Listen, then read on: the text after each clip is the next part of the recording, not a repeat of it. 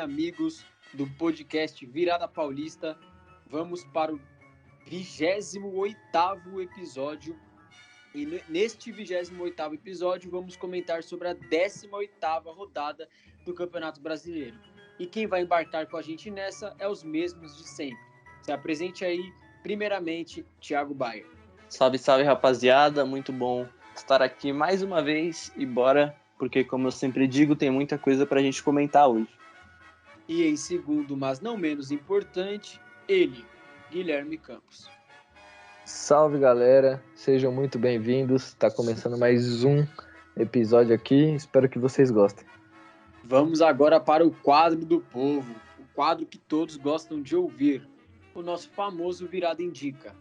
E eu vou começar aí indicando esta biografia ou documentário, como prefira chamar, Ronaldo, que fala da história de Cristiano Ronaldo, o jovem sonhador na Ilha da Madeira, a craque do Real Madrid e 3 vezes eleito o melhor jogador do mundo.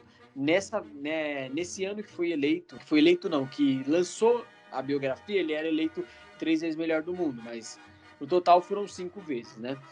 Cristiano Ronaldo, que é um atleta talentoso e obsessivo pela vitória, que ganhou seu documentário definitivo dos mesmos realizadores de Senna e M. Então é um documentário aí que retrata a vida do Cristiano Ronaldo desde o início ali da carreira dele até o estrelato no Real Madrid. Como saiu em 2015, ele era 3 vezes bola de ouro. Confiram esse documentário porque é uma lenda. Cristiano Ronaldo é uma lenda e o documentário dele é muito bom e muito importante para todos aqueles que gostam do esporte. Vou passar a bola agora para Guilherme Campos. Guilherme, qual é a sua indicação da vez? Eu também vou indicar um documentário que está na Netflix também, que saiu recentemente. É um documentário de basquete, né? Pro Thiago ficar puto comigo, né? Que ele odeia que eu falo de basquete. Mas, beleza. Chama, em inglês, né? Malice at the Palace. Mas, em português, ele foi traduzido, uma ótima tradução, né? Que fazem nos documentários e nomes de filmes da Netflix. Briga na NBA, uma tradução péssima, né? Mas ele retrata aí um jogo de 2004 de Pistons e Pacers, em que saiu uma confusão generalizada e um jogador acabou brigando com os torcedores lá. E aí saiu mó treta e deu uma punição muito grande e tal. É muito legal acompanhar porque tem todo o contexto da história, por que isso aconteceu, o que acarretou nos jogos anteriores para ter essa rixa entre os jogadores. Tudo é muito legal para quem gosta de basquete ou para quem quer descobrir um pouco mais, até gosta, mas não acompanha muito, quer descobrir um pouco mais sobre esses casos da NBA, sobre curiosidades. É muito legal lá conferir esse documentário. Indicação muito boa do nosso querido Guilherme. Ligação direta de Guilherme para Thiago. Thiago, qual é a sua indicação da vez? Por um pequeno momento, eu imaginei que o Guilherme Campos não iria falar de um documentário de basquete. Eu falei, putz, dessa vez ele vai me indicar alguma coisa diferente, alguma coisa nova, mas não. Mais uma vez, me decepcionando, Guilherme Campos. Mas bom, a minha indicação dessa semana vão para as Paralimpíadas, que estão rolando desde a semana passada. E o Brasil está aí numa colocação até que legal no quadro de medalhas, né? Em sexto colocado, com 10 medalhas de ouro, 2 medalhas de prata, 15 medalhas de bronze, acumulando 30 medalhas no total. O Brasil tem ido muito bem nas Paralimpíadas, então eu aconselho todo mundo aí a dar uma força e continuar acompanhando essa competição.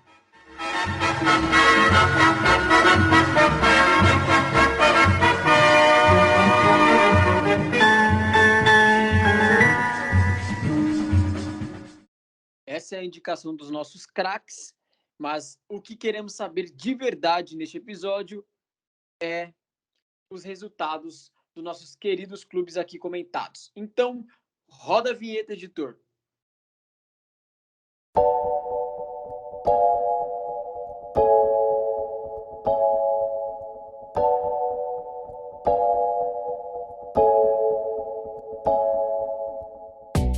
Vamos lá para Santos, mais especificamente Vila Belmiro, onde aconteceu um chocolate do Flamengo em cima do 11º colocado Santos.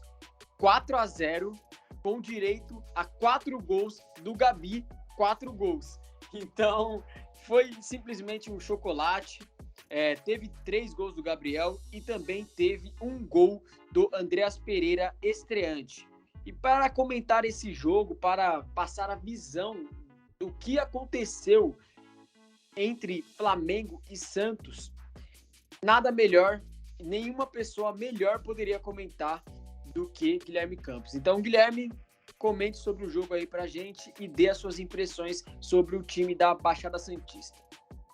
A impressão que passa é só de um time que tem um técnico que insiste muito em coisas erradas, um técnico que é egoísta, né? E bem mesquinho, um cara que não tem humildade de reconhecer o erro dele e tentar mudar, humildade de ver a característica dos jogadores dele e tentar uma coisa mais apta, né, para eles, que eles consigam fazer melhor. Ele quer jogar daquele jeito e ele vai insistir. E se você não faz o que ele quer, ele acaba exagerando, né, na beira do gramado ali, cantando o jogo inteiro, gritando o que os caras têm que fazer, e eu acho que isso às vezes confunde os jogadores. Mas falar do Santos ultimamente virou falar mais do mesmo. Mesma apatia, apesar de no primeiro tempo ter segurado a equipe do Flamengo, né, não ter tomado os gols, foram todos no segundo tempo. Não teve uma partida defensiva um pouco melhor, mas no segundo tempo, que o primeiro gol é uma falha do Wagner Palha, que poderia muito bem dar uma bica na bola e tirar ali do campo, né, e afastar o perigo, mas não, ele quis dominar. E eu acredito, pode até ser loucura da minha cabeça, mas eu acredito que isso é um pouco que já tá na cabeça dos jogadores. Eles não dão bica pra fora, eles não tentam outro estilo de jogo, porque o técnico deles é um cara que gosta desse estilo de jogo, de sair jogando e grita muito, reclama, xinga eles de um jeito exaustivo ali na beira do gramado. Isso acaba entrando na mente do jogador e vira automático. Então acho que o Palha ali acabou falhando, né, nesse lance e acabou ali descarrilhando 4 gols do Flamengo, 3 gols do Gabriel e um gol do Andreas Pereira, que eu acho que é um jogador que vai fazer sucesso aqui no Brasil, porque é bom jogador, né? Mas tem toda a polêmica dele com o Santos, teve a polêmica lá do Gabriel também, que eu realmente não achei que o Gabriel estava errado, né, em comemorar ali, falando que eram convidados, não que dirigentes, né, eram convidados do Santos, que eu não entendo para que ter convidado no jogo, sendo que não tem público. Mas é uma coisa completamente distante, até difícil falar do Santos nesse momento, porque o Santos começa a cair na tabela, começa a olhar mais para a parte de baixo. Agora são 4 pontos na zona de rebaixamento e a situação vai ficar complicada se o Diniz não acordar, porque eu acho que ele vai ficar no comando do time, pelo menos até acontecer mais alguma coisa que seja muito impactante. Eu só espero que não seja tarde demais para o torcedor santista e para o Santos Futebol Clube. Pessoal, antes de passar a bola para o Thiago, gostaria de pedir desculpa se vocês estiverem ouvindo algum certo tipo de barulho aqui, pois o meu prédio decidiu fazer barulhos, né, vizinhos e tal. Tem uma rua aqui do lado, então, infelizmente, se vocês estiverem ouvindo um certo de barulho, já peço desculpa desde já. Agora, minha pergunta ao Thiago vai a seguinte: comentários do Guilherme muito tristes, muito para baixo, o que relata e é o reflexo da equipe do Santos hoje. Mas eu vejo muitos torcedores santistas descendo a lenha no Diniz no atual momento, que ele deve ser demitido já, que acabou a paciência com o Diniz e tudo mais. Mas a minha pergunta para você, Thiago, vai a seguinte: o elenco do Santos é para fazer coisa melhor do que já está fazendo? O elenco do Santos é para G6? Tenho minhas dúvidas. O que você acha sobre isso? Eu vou ser direto e reto, não. Eu acho que o elenco do Santos não é para G6, muito menos G4. Acho que o elenco do Santos é para brigar ali entre 12ª colocação. É realmente um elenco muito fraco, não sei. É claro que o Diniz colabora para isso. O cara faz escolhas terríveis, muda o time de uma forma terrível no intervalo, e é óbvio que isso colabora. daria para extrair um pouco mais sim do time, mas não sei até que ponto. A gente precisa dar uma analisada agora com os reforços que chegaram para ver se eles dão uma mudada de patamar no Santos. Mas eu acredito que a posição que o Santos se encontra hoje é equivalente ao elenco que o time tem. Mas deixa eu só falar um negócio. A questão do elenco não é nem a grande questão. O elenco não é grande coisa, mas o trabalho do Diniz é bem questionável, porque ele não analisa os jogadores dele. Você tem, vou citar um exemplo que tá dando muito certo, o Fortaleza. Quem olhava pro time do Fortaleza falava, nossa, que baita elenco que o Fortaleza tem. Mas tem um bom técnico. Um técnico que viu os seus jogadores e tem um estilo de jogo. Os jogadores deles entendeu o que tem que fazer, ele analisou e conseguiu botar lá, e o Fortaleza tá indo muito bem. O elenco do Fortaleza é incrível? Não é. Os 11 do Fortaleza é incrível? Não é. Tem muitos jogadores até que são refugos de outro time. Lucas Crispim, Iago Pikachu, que são destaque. O Ederson é o maior destaque dessa equipe do Fortaleza. Então é trabalho. O problema do Diniz é que ele não consegue fazer o trabalho dele ser decente. Mas vamos agora falar do Coringão, que está simplesmente tendo atuações muito boas, e dessa vez a vítima foi o Grêmio, lá no Sul. O Corinthians viajou para enfrentar o time do Rio Grande do Sul e saiu com um resultado magro de 1-0, mas que vem com 3 pontos na bagagem e estabiliza o Corinthians na 6ª colocação do Campeonato Brasileiro. Thiago Bayer, o que você achou do jogo? O que você tem para comentar para a gente sobre o que o Silvinho trouxe para ganhar do Grêmio nesta partida? E conseguiu, porque o Corinthians saiu vitorioso deste jogo. Bom, esse não foi o melhor dos jogos do Corinthians nessa sequência de 3 vitórias. Talvez tenha sido a atuação mais razoável, assim, digamos assim. Mas o Corinthians conseguiu se adaptar ao longo do jogo. No começo sofreu bastante pressão do Grêmio. Não estava conseguindo sair jogando, acho que muito por conta do Gabriel, que é um volante muito bom quando está jogando de primeiro volante, consegue desarmar bem, mas para facilitar aquela saída de bola estava dificultando, o Juliano estava um pouco isolado, e isso acabou prejudicando um pouco o Corinthians no início do jogo. Mas é muito difícil você manter uma pressão alta o jogo inteiro, e o Grêmio acabou sentindo isso. Aí o Corinthians conseguiu explorar bastante algumas bolas rápidas, o Juliano dando passes para o Mosquito, bolas até pelo Luan mesmo, o Luan que teve sua chance como titular, não fez uma grande partida, longe disso, mas eu acho que a galera tá pegando um pouco pesado com ele também. Não foi uma partida desprezível do Luan, ele foi mais do mesmo, nada de mais, nada de menos. Já no segundo tempo, o Silvinho trouxe mudanças que realmente fizeram sentido e deixaram o Corinthians mais efetivo, colocando o Renato Augusto no lugar do Rony, que provavelmente é o que vai acontecer com mais oportunidades assim nos próximos jogos, com o Renato já melhor fisicamente, e o time mudou, né? O Renato, mesmo ainda um pouco lento, um pouco fora de ritmo, é um cara que tá sempre livre, um cara que toca muito bem a bola, e aí facilita bastante com que o Corinthians chegasse. Mas para mim o destaque desse jogo, sem dúvida nenhuma, vai pro Jô, o cara que além de fazer o gol numa bola parada onde o Vitinho cruzou perfeitamente a bola na cabeça dele, se movimentou muito, sofreu a falta que originou esse gol, então o Jô tem melhorado bastante. Eu acho que é um cara que pode agregar bastante pro Corinthians aí nos próximos jogos, ainda mais com chegada de novos reforços como o Roger Guedes, o William, que provavelmente vai acertar com o Corinthians sim, se é que não já tá certo, né, pelo que tá rolando aí na imprensa, e a tendência é que o Corinthians siga nessa evolução, né? O Silvinho conseguiu ajustar bastante esse time.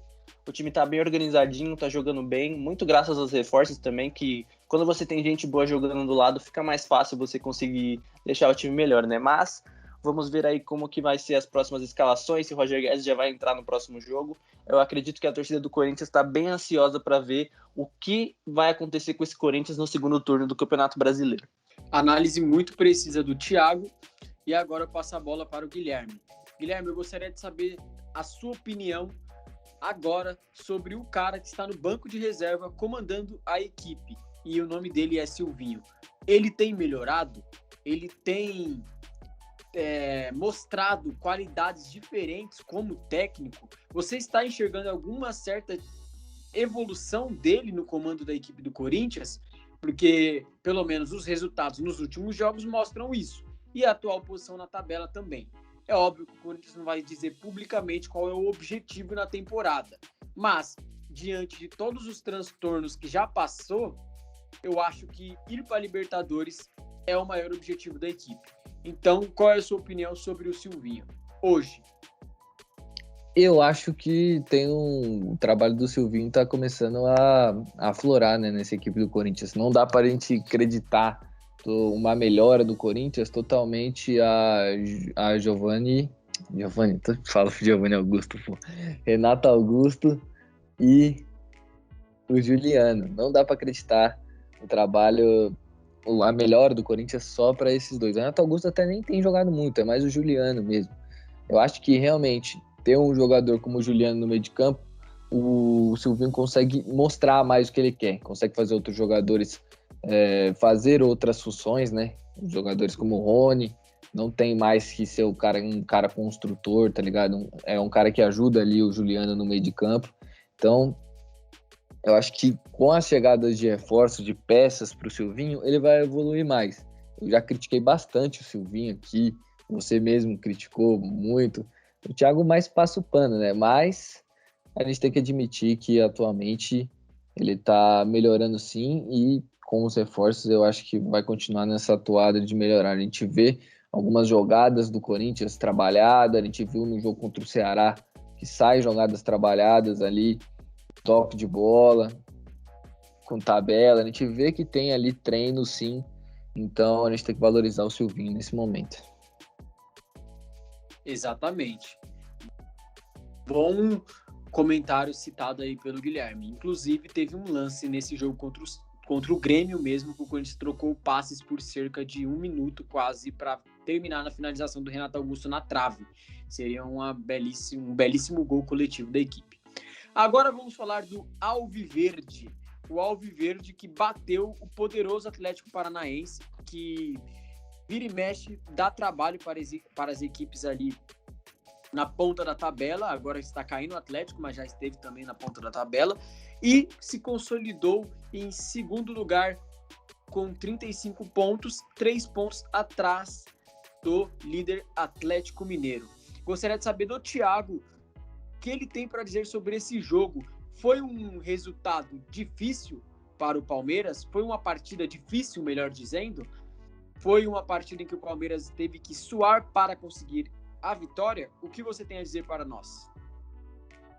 Bom, essa vitória do Palmeiras serviu para encerrar aquela série de 4 partidas aí que o time não conseguia vencer, então ela foi muito importante. O Palmeiras jogou bem, sim, foi um jogo difícil, a gente sabe da capacidade do Atlético Paranaense, é um time que geralmente arruma muito problema para os times, principalmente de São Paulo, mas o Palmeiras conseguiu se safar bem, jogou de uma maneira muito positiva, o meio-campo bem consistente, defesa consistente também. O principal problema para mim que o Palmeiras apresentou nesse jogo, eu acho que é uma coisa que o professor Abel precisa dar uma focada, eu acho que é no número de finalizações desperdiçadas, porque o Palmeiras chutou 16 vezes no gol e fez apenas 2 gols. É óbvio que não dá para chegar e fazer 100% das finalizações. Eu acho que o professor Abel precisa dar uma atenção um pouco melhor nisso, eu acho que precisa ser feito um pouco mais de treino de finalização, tanto que o Palmeiras acabou tomando um susto ali com o Atlético diminuindo a vantagem, mas logo em seguida conseguiu voltar à frente do placar. Mas eu acho que é importante o Palmeiras voltar a ganhar no Brasileirão, para ir ganhando cada vez mais confiança, e aí quem sabe buscar por coisas maiores, ali voltar a disputar com o Galo o título, tentar desbancar o Galo, né, da primeira colocação, e aí vamos ver no que o Abel consegue fazer com esse time do Palmeiras. Mas foi um ótimo resultado. Então é isso. Meu questionamento para você, Guilherme, vai o seguinte: o Palmeiras entrou em campo com uma formação em 4-2-3-1, ou seja, teve um homem de referência. Por boa parte do jogo foi o William e o Dudu, de certa forma, revezando também. Mas é uma posição em que muitos torcedores do Palmeiras criticam o elenco hoje, arduamente. A diretoria, no caso, que deve reforçar, deve arrumar uma forma de contratar um centroavante. Então, eu queria saber a sua opinião. Você enxerga realmente muito necessário a contratação de um centroavante para o Palmeiras nesse determinado momento? Porque o Palmeiras vem jogando com formações de referência, mas aparentemente a torcida não tem ficado muito feliz com os jogadores que estão jogando ali nessa posição. Então eu queria saber a sua opinião. Realmente é a cereja do bolo que falta para a equipe do Palmeiras ou não? Vendo as opções que tem o Abel, né? é a principal carência, né, do Palmeiras. Eu acho que realmente, se o Palmeiras quiser realmente completar ainda mais esse elenco que é bom, precisa de um centroavante. Já que eu gosto do Luiz Adriano, eu acho ele um bom jogador, mas apesar da torcida do Palmeiras não gostar tanto, porque ele é um jogador que parece que não liga muito, não se importa tanto assim, é um cara que oscila até que bastante, mas é um bom centroavante. Mas não consegue jogar, não tá conseguindo jogar bem, e muitas vezes ele foi preterido pelo Daverson. O Daverson tinha virado titular, mas o Daverson é aquela coisa, não tem como você contar com o Daverson todo jogo para ser o titular do seu time, porque ele não é esse tipo de jogador. Você pode ter o Daverson em ocasiões, assim, uma vez ou outra, precisar ali de um cara na bola aérea, bota o Daverson, ele vai te ajudar em alguma coisa, mas ele pode te atrapalhar em muitas se ele for o seu titular sempre.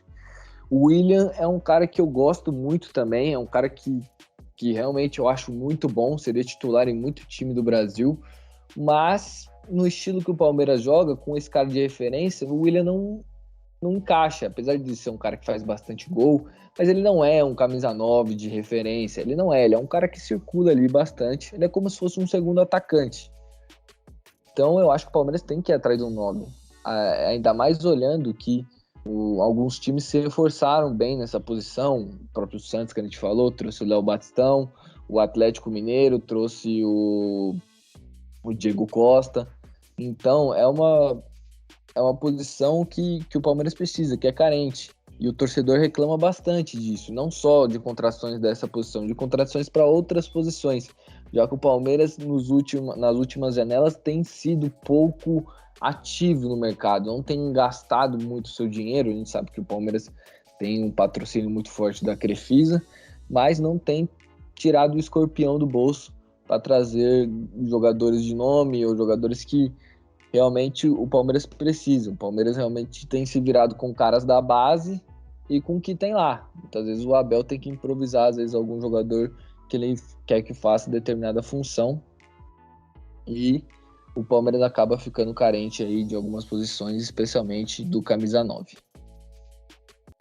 E agora vamos falar do tricolor paulista, que viajou para enfrentar o Juventude fora de casa e, de certa forma, freou a sua reabilitação no campeonato.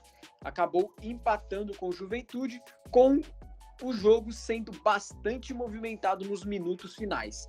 E a bola continua com ele. Guilherme Campos, o que você achou do jogo entre São Paulo e Juventude e especialmente da atuação do time tricolor?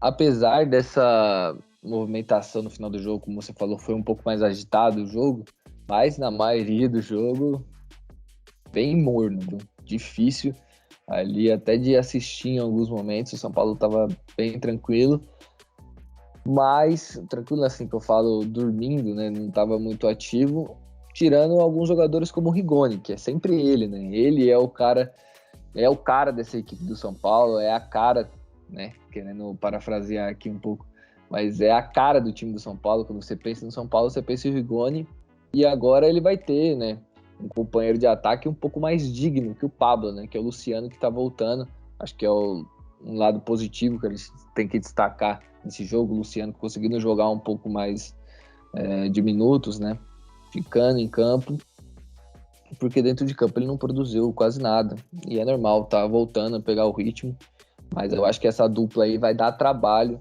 para o restante da temporada. Rigoni e Luciano, acho que promete muito. Em relação ao resto da equipe, a zaga fez um jogo até que ok, tirando ali o lance do gol do Juventude ali, que eu acho que teve uma falha ou outra da zaga do São Paulo. O Volpi, achei que saiu bem estranho ali naquela bola, né? Poderia ter fechado mais o ângulo, né? Acho que o Volpi ele tem que ver um pouco os vídeos de alguns goleiros dos próprios rivais, né? No cara a cara, como o Cássio, que é muito bom nisso, o João Paulo do Santos. Acho que ele tem que dar uma olhadinha nos vídeos desses dois goleiros aí para poder sair no cara a cara, né? A hora que sai no pé do jogador, para poder sair com uma melhor qualidade, já que ele não consegue. Mas de resto é isso. O São Paulo conseguiu um empate lá num pênalti que para mim não foi. Eu não achei que foi pênalti em cima do Igor Gomes. Pra mim, ele pula antes do goleiro tocar, ele cavou o pênalti, né? E o juiz caiu. E o São Paulo conquistou um ponto fora de casa. Poderia ter saído de lá com 3 pontos, seria ultrapassar o Santos e chegar mais perto do G6, mas não foi um resultado de todo ruim. É ruim se você pensar que o São Paulo saiu na frente, mas não fez muito para vencer também o jogo. Comentários precisos do Guilherme, e a minha pergunta para o Thiago também vai um pouco do que o Guilherme disse. Se a vitória do São Paulo viesse, ele ultrapassaria o Santos. Mas no atual momento, o tricolor paulista está em 12º colocado, com 22 pontos, neste final do primeiro turno. Thiago, o que o São Paulo pode aspirar ainda no campeonato durante esse segundo turno? O São Paulo tem que ter como obrigação tentar alcançar o G6? O que você enxerga como meta para a equipe do tricolor, já que tem um turno inteiro pela frente ainda para disputar? Bom, como o turno é bem grande ainda, né? O São Paulo pode olhar assim para cima na parte da tabela. Óbvio que não muito para cima, só um pouco, né? Eu acredito que o São Paulo não briga por uma vaga direta na Libertadores. O máximo que o São Paulo consegue alcançar é uma vaga indireta. Isso se o G6 for expandido, porque eu ainda acho o G6 bastante para o São Paulo, mas como eu acredito que isso vai acontecer, acho que o São Paulo precisa ficar um pouco atento, tentar somar o máximo de pontos que conseguir, melhorando principalmente seu desempenho, né? Vamos ver se o Crespo consegue fazer isso, principalmente com os reforços que estão chegando, né? O Gabriel Neves e talvez o Caleri. É uma coisa que a gente não sabe se o Caleri vai vir ainda, eles ainda estão em pé de negociação, mas a janela de transferência fecha, se eu não me engano, amanhã ou na terça-feira, então tem que ser uma coisa bem rápida. E o Gabriel Neves, que acabou de chegar, que eu acredito que pode ajudar bastante o São Paulo também. Então é isso, Levi. Eu acho que o São Paulo pode alcançar é uma vaga na Sul-Americana. E aí, se o G6 for expandido aí para quem sabe um G8, G7, a gente pode ter o São Paulo numa pré-Libertadores. Mas isso se melhorar, porque realmente o São Paulo é um time muito irregular. Exatamente, bem lembrado pelo Thiago. Inclusive, vou rebater com outra pergunta. Thiago, você enxerga o Gabriel Neves chegando para a titularidade do São Paulo? Acha que ele tem características que podem agregar essencialmente de primeira no meio-campo do tricolor paulista? Sinceramente, eu acredito que ele primeiramente vai chegar para brigar por essa posição, mas eu acredito que ele vai ganhar sim. Ele é um meia ritmista ali, canhoto, um cara que, além de ser um bom marcador, é um cara que ajuda muito na saída de bola, ele fez isso muito pelo ex-time dele, então eu acredito que ele pode colaborar com o São Paulo, principalmente por ser uma posição que a gente não tem muita definição, né? Às vezes entra o Rodrigo Nestor ali de volante, o Crespo gosta de usar o Luan, o Gabriel Sara, então eu acho que o Neves pode ser uma boa opção sim ali pelo aquele setor no meio de campo. E se a gente pegar o retrospecto, os últimos gringos do São Paulo aí estão dando bem certo. Vide Emiliano Rigoni, que é a cara da equipe tricolor. E o episódio, infelizmente, está chegando ao fim e devo me despedir dos meus grandes amigos. Guilherme, despede da gente e da rapaziada aí até o próximo episódio. Bom, galera, espero que vocês tenham gostado aí de mais um episódio. A gente deu para falar bastante de todos os times aí. É isso aí. Espero vocês no próximo, né? E fica com Deus aí. Tamo junto. Falou. Thiago? É isso, galera. Eu me despeço também. Muito obrigado por hoje e um abraço. Então é isso, rapaziada. Até o 29º episódio e fui!